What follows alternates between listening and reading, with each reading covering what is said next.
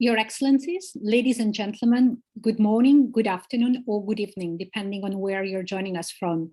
On behalf of UNIDO, UN Women, the Global Women's Network for the Energy Transition and Energia, I'm delighted to welcome you to this side event in conjunction with the 66th session of the Commission on the Status of Women, whose priority theme is achieving gender equality and empowerment of all women and girls in the context of climate change, environmental and disaster risk.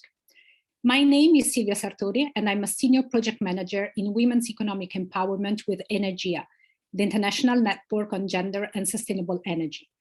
As one of the funders of the Gender and Energy Compact, we are thrilled to co-host this event, which provides a platform for signatories and supporters of the Gender and Energy Compact to present their strategies, commitments, and lessons learned for gender-responsive, sustainable energy and climate action. As you may know, the Compact was launched at the 2021 High-Level Dialogue on Energy with two main objectives. First, that women have equal opportunity to lead, participate in, and benefit from a just, sustainable, and inclusive energy transition. Second, that women have equal access to and control over sustainable energy products and services.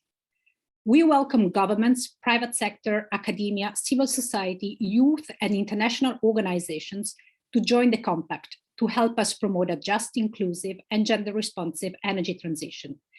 My colleagues are kindly providing in the chat the link to the Compact website, from which you can endorse the Compact and join our coalition. Today, we are delighted to have a set of excellent speakers and panelists who will provide us with inspiring opening remarks, keynote speeches, and a rich panel discussion, during which participants are welcome to share their comments or questions via the dedicated chat. Please also note that today's event is being recorded. I would also like to remind you that this session will be followed by an interactive peer-to-peer networking meeting between signatories and stakeholders to inspire the development of individual actions as part of the endorsement of the Compact.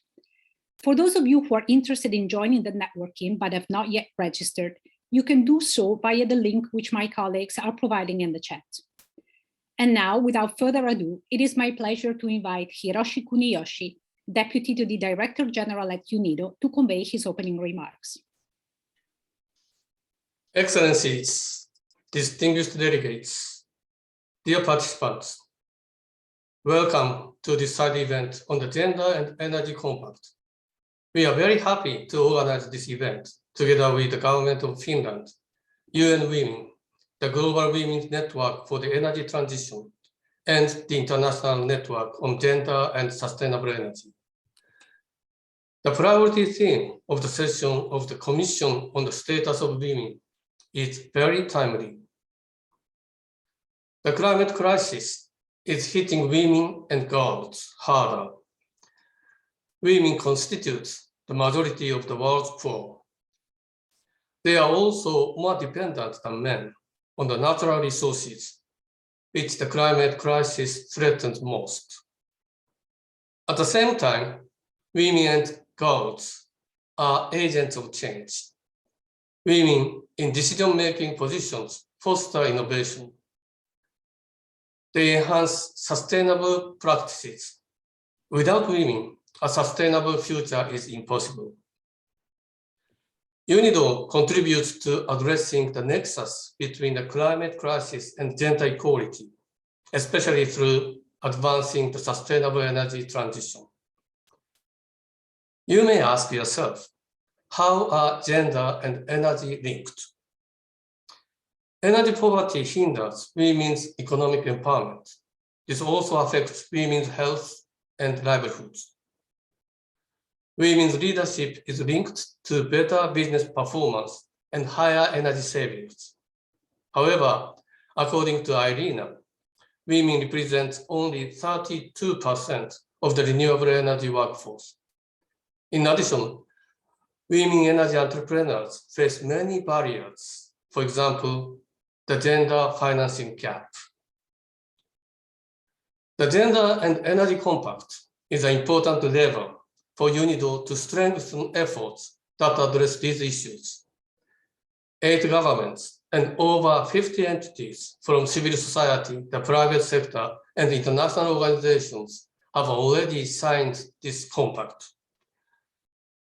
We are coming together to catalyze action through individual and collective commitments for a gender-responsive sustainable energy transition. For effective climate action, we must continue to challenge power relations.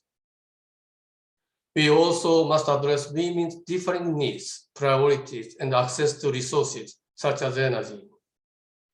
Our initiatives count on the contribution and leadership of women engineers, women policymakers, and women entrepreneurs. This is even more important as COVID-19 has reversed hard-won progress on gender equality. Dear participants, I'd like to emphasize we cannot protect our planet if gender inequalities persist. We are at a critical juncture to secure a livable future. It is not too late to take action. Let us hear from today's speakers how we can ensure that women and girls equally lead, contribute to, and benefit from the sustainable energy transition. I wish you inspiring and stimulating discussions during this event. Thank you very much for attending and participating in this side event. Thank you, Mr. Kudiyoshi, for setting the scene of this important conversation. I am now delighted to welcome Katri Vinnika, Ambassador for Gender Equality at the Ministry for Foreign Affairs of Finland, for her opening remarks. Her Excellency, the floor is yours. Thank you. Excellencies, dear participants, good morning and good afternoon to everybody. First of all, I would like to say how pleased I am to address you at this very important event, the Gender and Energy Compact, Catalyzing Action for a Just, Inclusive and Gender-Responsive Energy Transition. In particular, I would like to thank UNIDO for taking the lead as the main organizer of this event. Finland is proud to join as one of the co-organizers, together with Energia, International Network on Gender and Sustainable Energy, the Global Women's Network for the Energy Transition, and UN Women. We are all aware of how critical it is for the future of our planet that we transition away from fossil-based forms of energy into cleaner, renewable forms of energy. This is vital to fight climate change.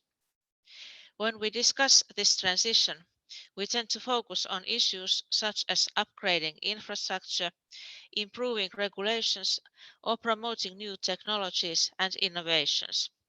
While these are critical issues, this approach is too narrow. We need to recognize that a just transition is ultimately about people and communities. All voices need to be heard. Everyone needs to be involved, particularly those who are often overlooked. This includes the women and girls living in poor rural areas, whose lives are restricted by social norms and various forms of discrimination, those whose livelihoods are already threatened by the climate crisis. And this is even more important now that the economic and social impacts of the COVID-19 pandemic hit women and girls in a disproportionate way. To achieve a just transition, we need multi-stakeholder approaches that bring together diverse groups of stakeholders. Initiatives such as the Gender and Energy Compact play a crucial role in this respect.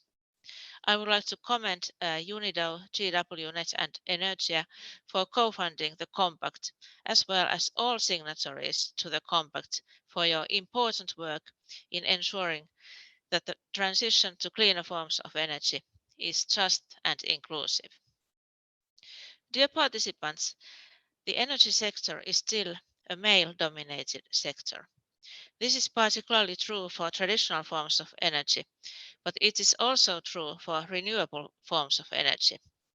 This underscores the value of energy and gender compact. We need to work harder so that women have equal opportunities to lead, participate, and benefit from a just, sustainable, and inclusive energy transition. In my own country, Finland, we also have some way to go to achieve gender equality in the energy sector.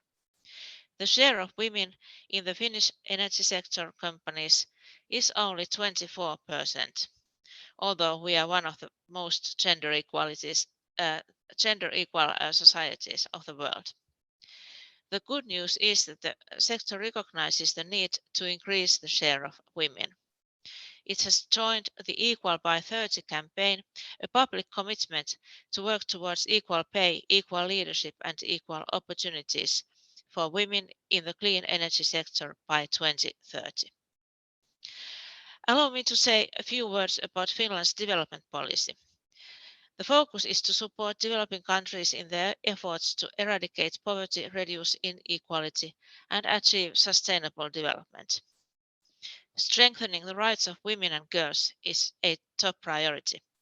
Gender equality is a cross-cutting theme that is taken into account in all cooperation, including the energy sector projects.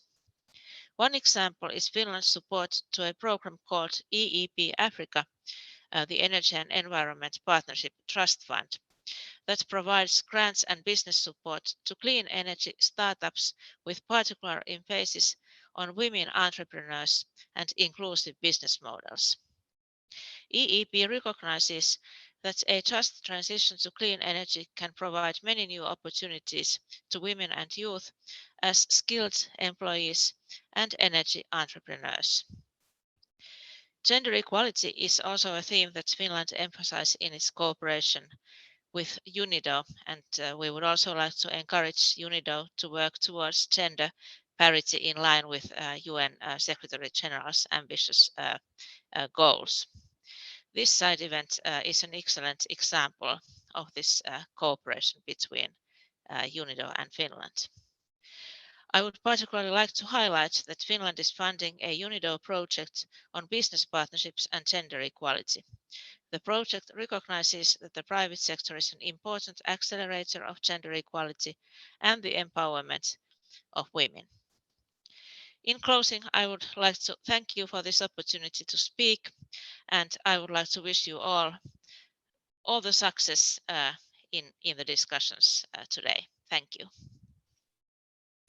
Thank you, Ambassador Vinica, for your inspiring and thought-provoking words. Next, we will be hearing a video message from Asa Rekner, Deputy Executive Director for Policy Program, Civil Society and Intergovernmental Support with UN Women.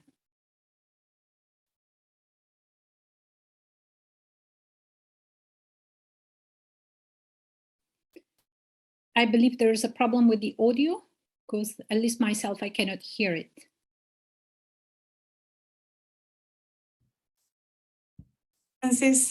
Dear participants, UN Women is pleased to co-sponsor this side event in support of the Gender and Energy Compact, together with UNIDO, Energia, and the Global Women's Network for the Energy Transition. This year's CSW priority theme highlights the challenges of the climate and environment crisis, the disproportionate impacts on women and girls, and the opportunities offered by a gender-responsive just transition. What do we mean by a gender-responsive just transition? As the Secretary General has highlighted in our common agenda, we must shift from economies that are dependent on fossil fuels to ones that are low emission and climate resilient, while putting women and girls at the center of decision and policymaking. This brings together Sustainable Development Goal number 5 on gender equality and the empowerment of all women and girls, with SDG 7 on access to sustainable energy for all. The Paris Agreement calls for a just transition with decent work.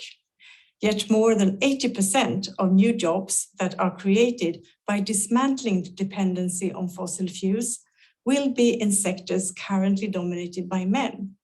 So we must eliminate occupational segregation, break up discriminatory social norms and stereotypes, and close persistent gender gaps in education and training in STEM areas. Only then will women, and particularly young women, be able to access and benefit from decent work in the transition to sustainable energy. The sustainable energy transition offers both challenges and opportunities for women's climate resilience. Expanding decentralized sustainable energy solutions in areas unserved by national electricity grids would yield significant benefits for all. It would especially benefit women's livelihoods and reduce women and girls' unpaid care and domestic work. Renewable energy mini-grids and energy cooperatives can create opportunities for women's leadership and employment.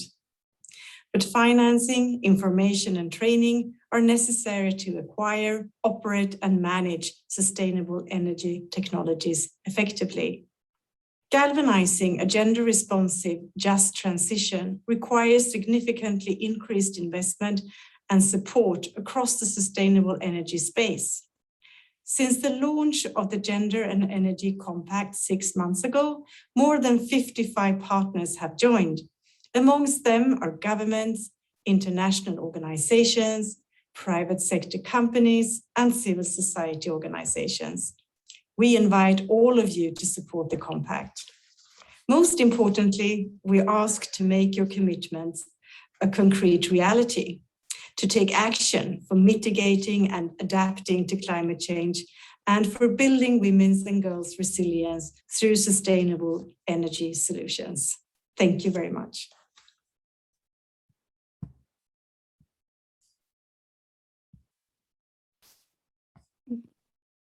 And after these powerful messages, I'm most pleased to launch our storytelling panel, where we will be hearing firsthand from some of the signatories on their commitment to support the Gender and Energy Compact and the action areas that need to be addressed to strengthen gender equality and women's empowerment. Here with us today, we have Milagros de Camps, Vice Minister for International Cooperation at the Ministry of Environment and Natural Resources of the Dominican Republic, Hanan Jadadat, founder of EcoBricks, a winning startup under UNIDO's Palestine Clean Tech Innovation Program, and Eva Joyce Wynn, Executive Director of the SHINE campaign. Welcome all, and thank you for joining us today. Let us now have a first round of questions for each of our panelists. Please note that you have up to 4 minutes for your answer. Thank you. Vice Minister Milagros de Camps, as we have heard, women and girls bear the largest burden of energy poverty. Across the globe, the economic and social impact of the pandemic and the climate crisis disproportionately affect women and girls.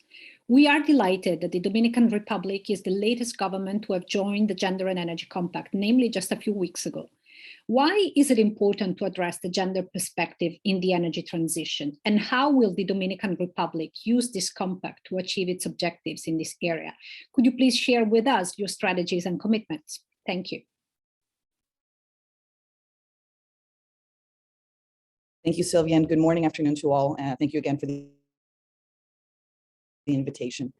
Well, I'll be speaking from the intersection of energy and climate change as Vice Minister of the recovery agendas and in our efforts to become sustainable. We have the goal to create an alternative model of production, consumption, and relationship with our environment, and one that minimizes our environmental impact individually, but above all as a society, and to ensure that this new model is just and inclusive. So today, to talk about sustainability, is to talk about energy and climate change and a green, fair, and equitable recovery, and progress in gender equality in the context of energy, which is one of the greatest challenges we face. According to UN Women, more than half of the women and girls who live in cities in developing countries lack at least one basic need. But in addition, there is a causal relationship between differentiated access to natural and financial resources and gender violence. In a scenario where women do not enjoy equal participation in decision-making, land tenure, energy access, benefits derived from the land, forest, agriculture, water, and fishing, becoming a breeding ground for gender violence and as a control mechanism by worsening the tensions in the home and the communities. And this situation is one that hinders the fulfillment of particularly all the sustainable development goals, especially Goal 5 on gender equality and including Goal 7 and 13 to act urgently against climate crisis and its effects. This reality demands a firm and urgent response from the international community, the private sector, government, civil society, and women cannot continue to be the victims of climate justice. At the Ministry of Environment and Natural Resources, we take this data very seriously, And we firmly believe that science is the basis for the formulation of environmental public policies that are gender responsive. And what do we mean by gender responsive is that these policies identify, understand, and implement actions to close gender gaps and overcome historical biases. In its application, it means contributing proactively and intentionally to promoting gender equality. And this is a vision that is consistent with our national development strategy, our nationally determined contributions, and other medium and long-term planning instruments, but also in the plans, programs, and projects that the ministry plans and executes, mainstreaming gender during their implementation. And I will give you a brief example of the main institutional barriers for women referred to the possession and ownership of land. Women have little access to property, and few women who own property tend to have smaller properties.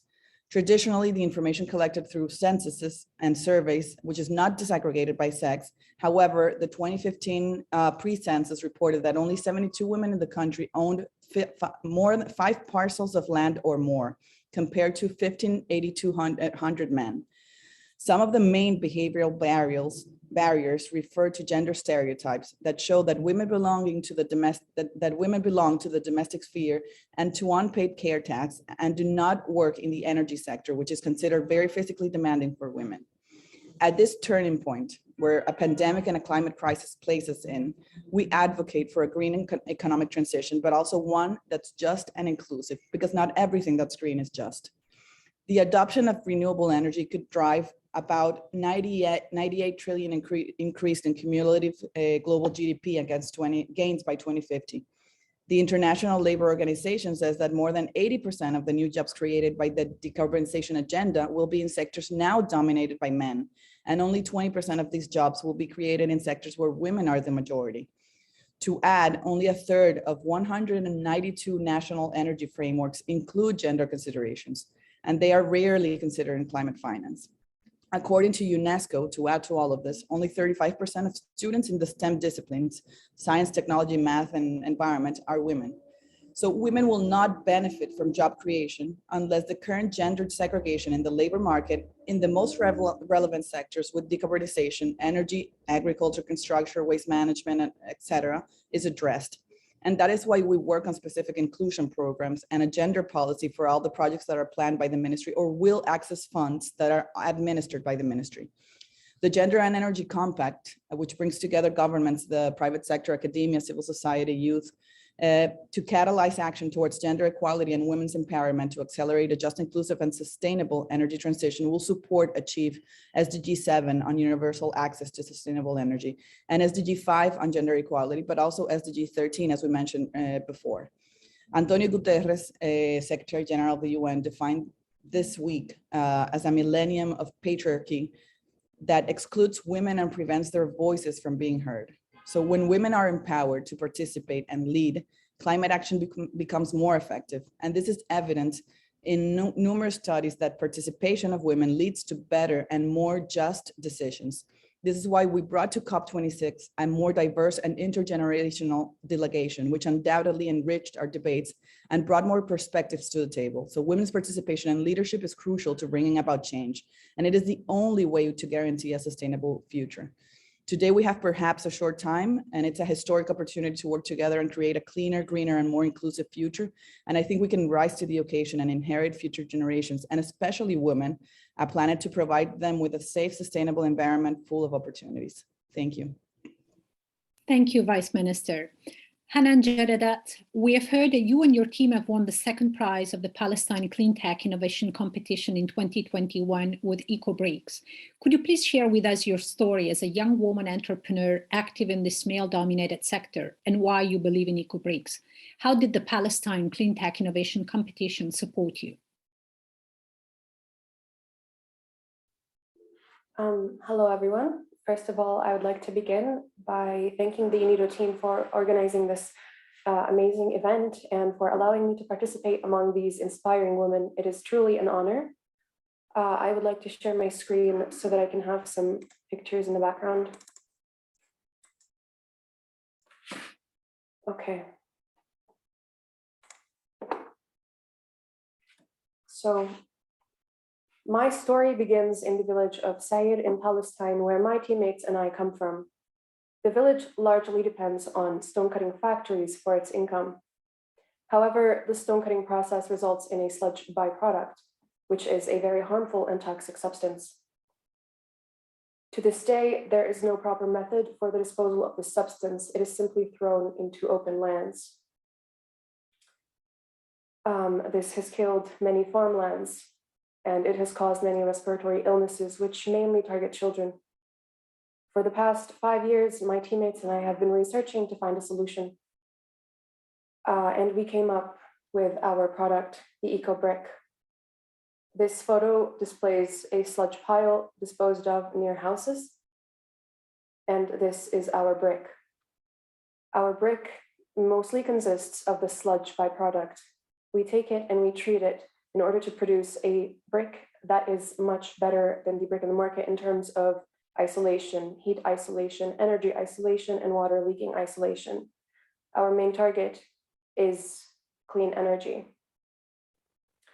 Of course, as a young woman in this field, things have not been easy. It is a largely male-dominated sector. I am thankful to have a very supportive team that I am working with. However, working with the people in this industry as a woman is still very difficult and requires great persistence and strength. We have participated in the UNIDO's Clean Tech program, and we won second place. So our project in the past 5 years has been mostly theoretical. We've done a lot of research, but actually producing our product is difficult due to resource limitations. UNIDO allowed us to use their facilities, their laboratories, and the resources in order to come up with multiple prototypes in order to achieve our product today.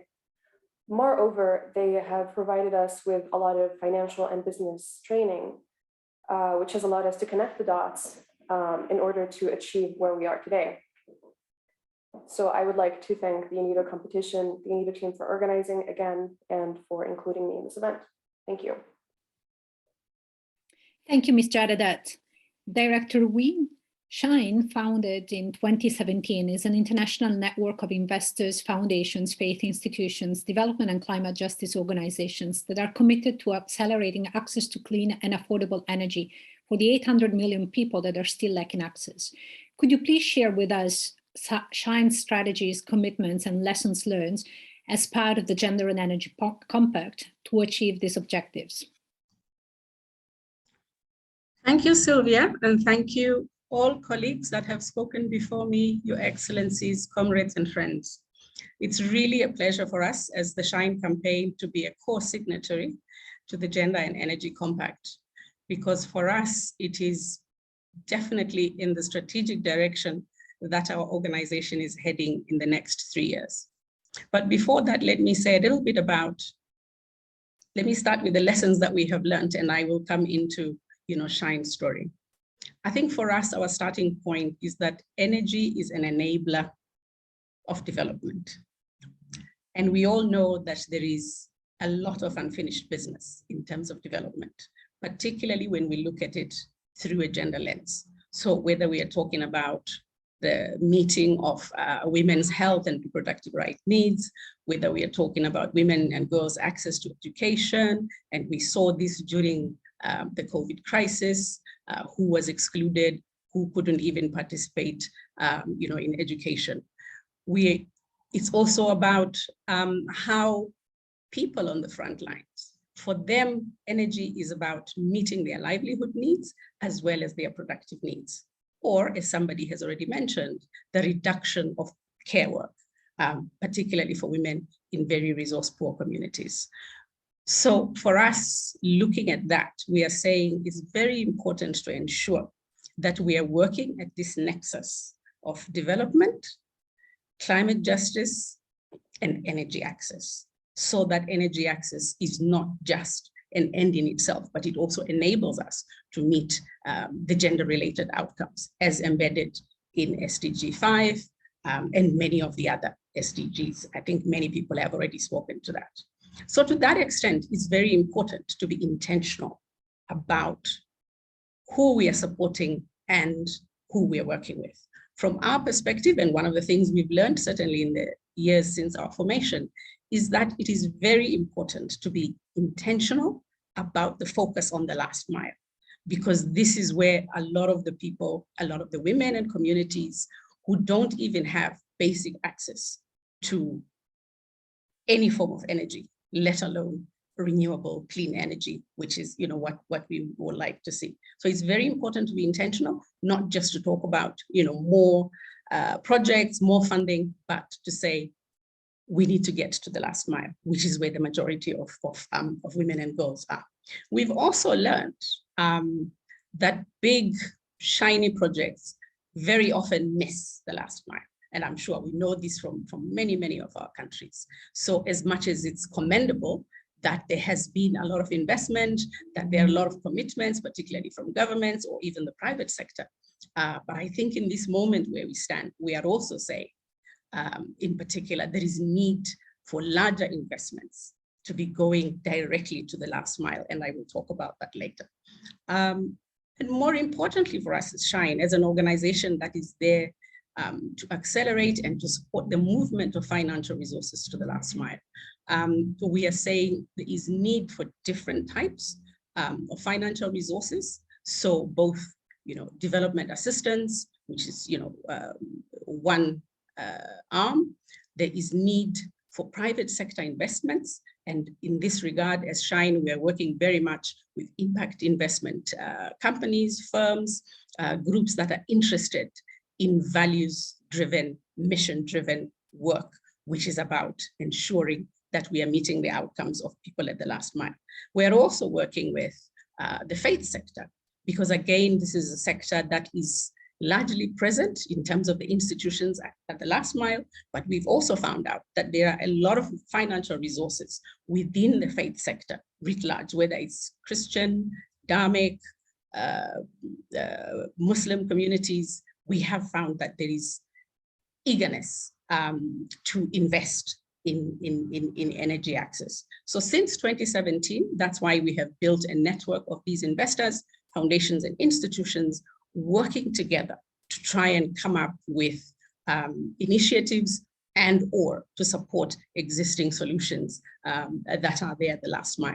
In recognition of the fact that very often investors struggle with finding those investable projects, one of the things that we have worked on is an investment pipeline of 100 projects across different African countries, as well as in India. And these are projects that are investment ready. And we are in the process of talking to impact investors, interesting faith-based investors to say, here are funding ready initiatives that you can work with.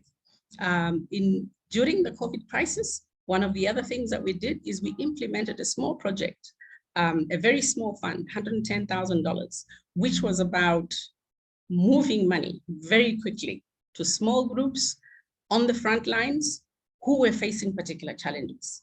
And what we learned from this particular project is that we need to create simpler, more flexible ways of moving money from where it currently sits directly to groups at the last miles.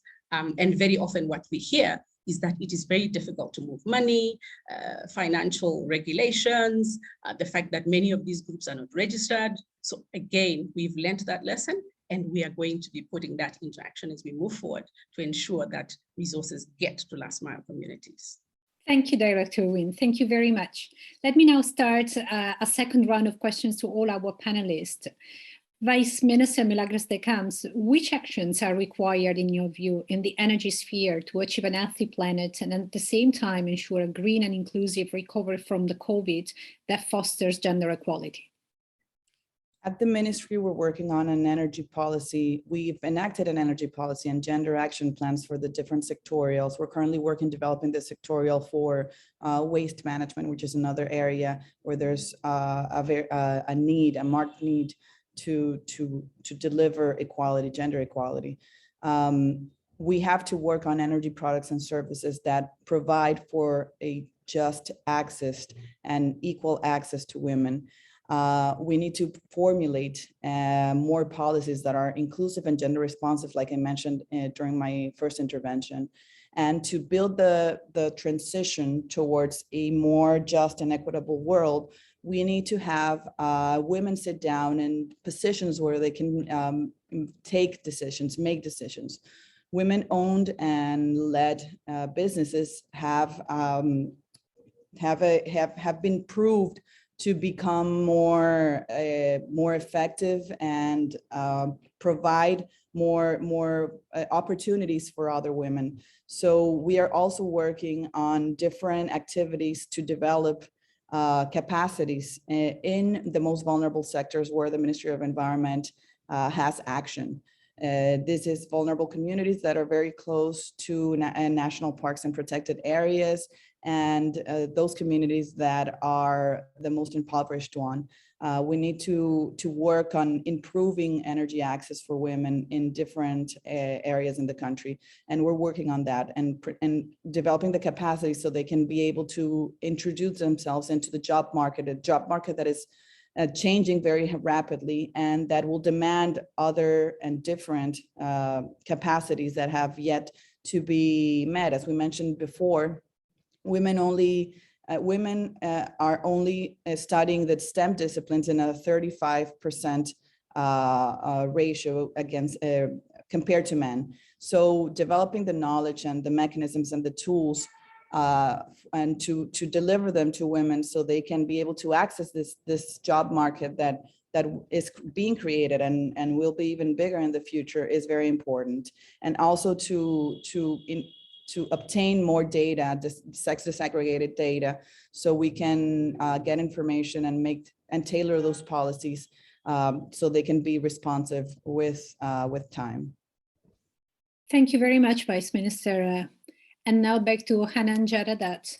In your experience, what role can women entrepreneurs in the private sector play to accelerate progress on the 2030 Agenda for Sustainable Development, in particular with regards to SDG 5 and 7 and the Leave No One Behind principle? What would you like to tell other women who might be listening, young women in particular?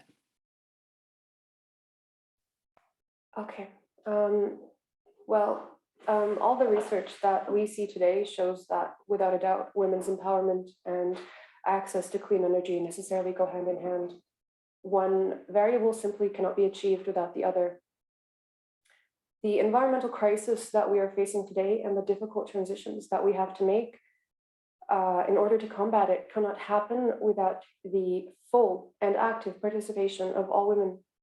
Therefore, young women such as myself, we have a responsibility towards ensuring our presence and participation in vital fields of impact, such as the field of energy, especially considering the inherent male dominance aspect of this field in particular. Thank you.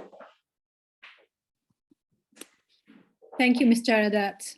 Director Wynne, how can we accelerate progress on the 2030 Agenda for Sustainable Development, in particular, again, with regards to SDG 5 and 7 and the Leave No One Behind principle? Thank you again. First, we need to reframe the conversation, as I said earlier, to make sure that we're working at the nexus of energy, development, climate justice, and gender equality. This then requires that we rethink the ways in which we currently work on a single issue focus. It is important to have that intersectional mix, because otherwise we will then miss the nuances of the change. Secondly, there is need to increase both the quantity and the types of financial resources, going directly to community-led, women-led initiatives. Blended financing is definitely critical, because no one source of funding is ever going to be enough to meet the huge needs that are in last mile communities. Funding should go directly to the groups that are working on the ground. In this case, women's groups, women's movements, and women's funds, who have decades of experience of working with women who are on the front lines on the development issues that they have long grappled with, which I mentioned earlier, whether it's livelihoods, whether it's productive use, whether it's healthcare. So those are the groups that need also to get direct funding going to them in terms of meeting their practical needs at that level. We need to build unusual partnerships. So thinking outside our usual groups that we work in, whether it's climate, whether it's energy. because again, it's important to work at the nexus, and that means bringing different types of actors together so that we can make a bigger impact. We need to be intentional about ensuring throughout the project cycle, throughout the program cycles, that the women and girls themselves who face the climate crisis, who don't have access to energy, define their needs, define how the programs will work, and they get involved in the monitoring, the evaluation, and saying what change looks like to them. It's important for many of us, and that is difficult. We need to hand over the microphone, right? To let those who live the reality speak for themselves. That means bringing them to the table. That means going to where they are. And that means them sitting at decision-making tables at whatever level they are. Finally, I think we need to rethink and redesign what change or impact looks like beyond emissions, for example, in the climate world. So what will change look like? Again, if we are working at this nexus and as defined by the women and girls themselves who sit on the front lines. So I think in a nutshell, a few ideas about how we can make change happen, working directly with those who are facing the crisis on a day-to-day basis. Thank you very much, Director Wynne. That has been very inspiring, and I think it has stimulated and gave us a lot of thoughts on how we can move forward. I would like to thank, first of all our panelists for their contributions up until now. And since we have a couple of minutes still available, I would like to open the floor for questions or comments from our participants. You're welcome to raise them via the chat or the Q&A functions here in the Zoom platform. And while you can take your time to provide your questions and comments in these functions, I would like to invite our panelists, but also our initial speakers, including Ambassador Vinica, if they would like to give us a final statement on their views on the importance of addressing gender and energy, and how in particular they think the compact can be a powerful instrument in that direction, or also why it's important to bring together a coalition of different stakeholders, as this compact is trying to do, to push the agenda for a just and inclusive and gender responsive energy transition. Thank you. I don't know if anyone would like to volunteer to go first, or would like to share any pressing or spontaneous thoughts first. Otherwise, I would. Yes, please, Ambassador. Yes, thank you so much for these very insightful interventions and very interesting panel discussion. Maybe one very important point I would like to echo on is really the importance of breaking this gender segregation that we see in so many fields, and the importance of having more women in STEM in general, and here I would like to actually inform you about one initiative where Finland is very active, and this is the Generation Equality Campaign, of which you may have heard during this CSW session initiative launched by UN Women, where we are co-leading Action Coalition on Technology and Innovation. And I think that there is lots of potential of integrating this energy sector more into the activities of our Action Coalition. Thank you. Thank you, Ambassador Vinica. Vice Minister De Camps, can I hand the mic over to you for a final statement also from your side, please? Thank you. Sure, yes. I think, yeah, hello, can you hear me? Yes, no, there was a small glitch, but now it seems to be all right. Okay, perfect. Or maybe not. Maybe if you can try to switch off. Yes, no, so just echoing what all my colleagues have. I think we're having a problem with your connection. So, okay. Would you like to try again now?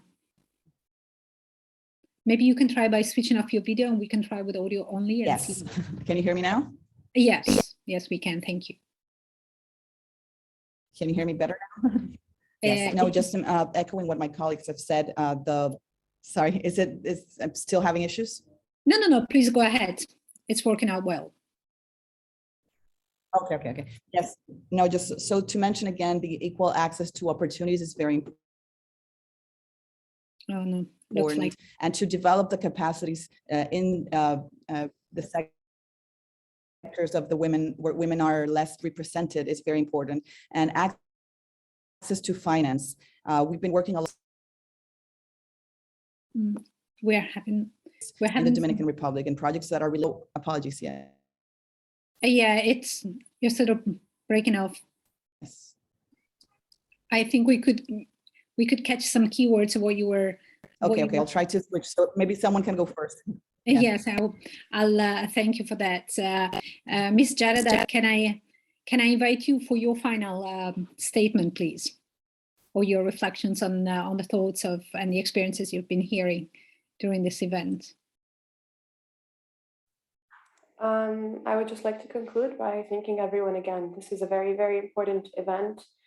And my final words would be for every other woman working in this field to stay persistent because it is difficult out there. Thank you for your encouragement, and thank you also for sharing your own personal experience with us, and congratulations for all you've done so far, and best wishes on the continuation of your entrepreneurial journey. Thank you so much. And over to Eva Joyce Wynn. Thank you again. I think my concluding remark is to say, while a lot of progress has been made in terms of individual women entrepreneurs, individual women leaders, it is now time to up our game when it comes to designing programs, funding programs, implementing programs that will benefit collectives of women, women in their larger numbers, because 2030 is around the corner and we need to be able to count those numbers. And that's why we are focusing on the need to invest in last mile, in community-led and women's movement-led initiatives so that we can see that multiplication of change on a larger scale. Thank you. Thank you, Director Wynn. Let me try again with Vice Minister De Camps to see if she's now able to yes. Let's see if now we can have better connection. Apologies for that. No problem. No, like I was trying to say before, I think increasing the opportunities for women is very important, but also working on developing the capacities for the careers of the future, for the opportunities that the future will present in the path towards this energy transition and building a new and better and more just and equitable world.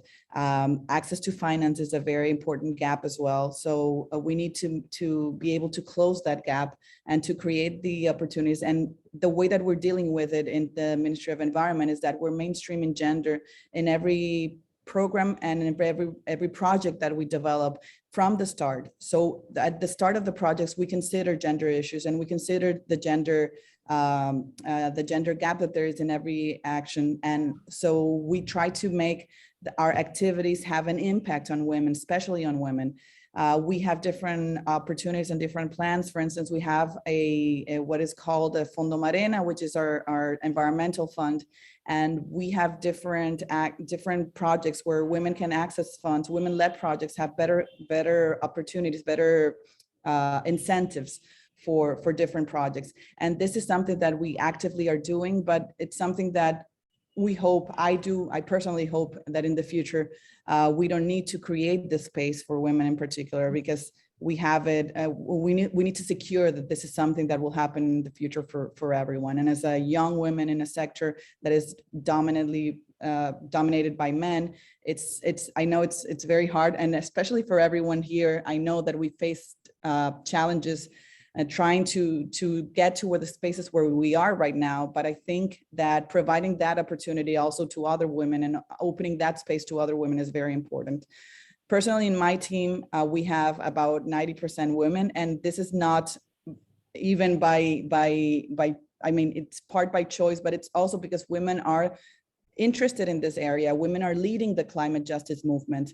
So I think we need to open more spaces for women as well. And this is something that I would like to close my participation with. Thank you very much. Thank you for touching upon so many of the relevant discussion points, including some we haven't had the time to unpack today. And thank you also for raising the relevance of gender mainstreaming and actually connecting to a couple of points you have made during your final statement. I'd like to share also a comment and a question that our participants have been sharing. The comment comes from our colleagues at GWNet, who would like to remind us also of the importance of nurturing women who are already active in sustainable energy. And so they are inviting any partners who's not yet involved with their network to also to join them and contribute to the very important mentoring and networking opportunities that they are organizing. And then in terms of questions,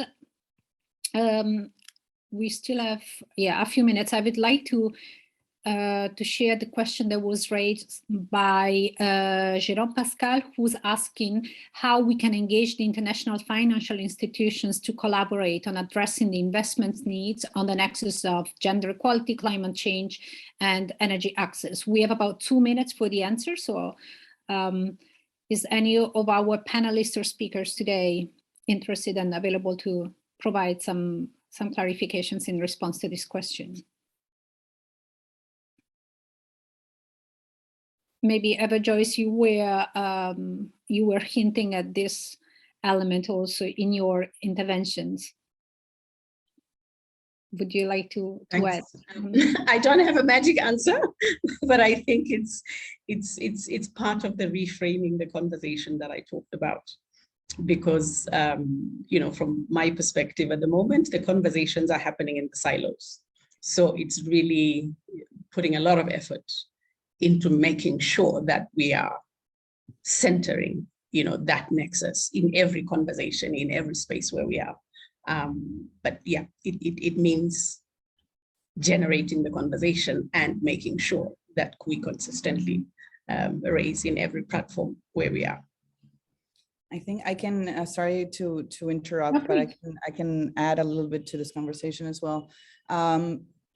International financial institutions like the Green Climate Fund, the GEF, which are environmental institutions, environmental financial institutions, have policies for gender mainstreaming in their activities. However, these policies need to be a little, they need to be improved. And I think the way we improve them is with information, with data, because the policies right now, even though they're meeting some of the needs, they're not closing that gap that needs to be closed. So I think we need to develop more data, to get more data, to be able to adapt these policies to the reality of what's going, and with the policy, with the impact of those projects that are having in the ground. I think that information will be very valuable to be able to adapt those policies and the impact that those projects and those financial institutions have in developing countries mostly. That is also applicable to other institutions like the World Bank, the IDB. There are other financial institutions that don't have these policies developed yet, but I'm sure that we're leading towards that area where everybody needs to have policies and gender policies to be able to finance different projects in developing countries. Thank you, Director Wynne, and thank you, Vice Minister. That comes for your answers and your advice in response to this question. With that, I would like to thank again all our speakers and panelists for the wealth of insights and views that they've been sharing with us today. And I would like to invite now Mr. Minoru Takada, Sustainable Energy Team Leader of the Division for Sustainable Development Goals at UNDESA, for closing remarks. Mr. Takada, the floor is yours. Thank you very much, Sylvia. Very much appreciated. Welcome. Good morning, good afternoon, good evening, ladies and gentlemen. We have had an excellent conversation about the nexus between energy and gender. The energy goal, which are articulated very well in the Sustainable Development number 7, and the gender equality agenda, which comes from Sustainable Development number 5. They are so interlinked and dependent on each other. One action will be able to advance the other, and we have to take a collective action to be able to make things happen by 2030. On the part of energy, Secretary General of the United Nations issued a call for action through Global Roadmap for Accelerated SDG 7 Action, which was an outcome document from high-level dialogue on energy in 2021, held under the auspices of UN General Assembly. That was the first summit-level gathering on energy under GA for the first time in 40 years. Now, in that, Secretary General called for, among other, 2025 milestones, putting the world to be on track toward having access to additional 500 million people with access to electricity, and additional 1 billion people with access to clean cooking solutions, and 100% increase in renewable energy capacity, all of them by 2025. You can see the magnitude of the challenge, magnitude of action that we have to take. And if you do so in a way that is going to be contributing to the gender equality and the women's empowerment, how much advancement can we make toward SDG 5 and SDG 7? So that is why this particular compact is so important. At the time of high-level dialogue energy, Secretary General, and supported by all of us in the UN, and worked with member states and all stakeholders, that stood up. So we have seen a series of energy compacts, over $400 billion worth, from 150 partners, be able to sort of, put together their own action and partnership. It's a very good start toward 500 million more people access and 1 billion people more access to clean cooking, but that's not sufficient. So that's why that we are calling all of you to come together and add your own action in the form of energy compacts. It's open until 2030, until we are done by 2030 to address SDG 7 and SDG 5 and all other SDGs. UN is also standing up. So United Nations through UN Energy is creating UN Energy Plan of Action toward 2025, aligning our support toward the global roadmap for accelerated SDG 7 action. And we are also supporting the development of more energy compacts by forming Energy Compact Action Network. Both UN Energy Plan of Action and UN Energy Compact Action Network will be launched at the global event on the 4th of May. You will see a save the date and invitation in due course. I hope that you'll be able to join. And this is a time to step up. There are lots of things that are happening in the world, obviously. But that we at the community here who are working on energy and gender will be able to provide practical solutions on the ground that can advance our actions, that can, of course, overcome challenges and create the future that we need. Thank you very much, Sylvia. Back to you. Thank you very much, Mr. Takada, for your final remarks and for your call to action, which we fully renew also from our side. So please do check if you have not yet done so, please do check the website that has been shared earlier on in the chat, and sign and join our coalition of partners and submit your actions and your commitments. We look forward to seeing many of you at the networking session, which is about to start. Just a reminder that to access that one meeting, you should be using the BlueJeans link, which has been provided after your registration. Thank you very much again for your time and your interest today, and special thanks again to our speakers, panelists, and partners. Last but not least, thank you in advance for your commitment to the Gender and Energy Compact. We really look forward to joining hands with an increasing number of stakeholders across the globe to enable a just, inclusive, and gender-responsive energy transition. Goodbye.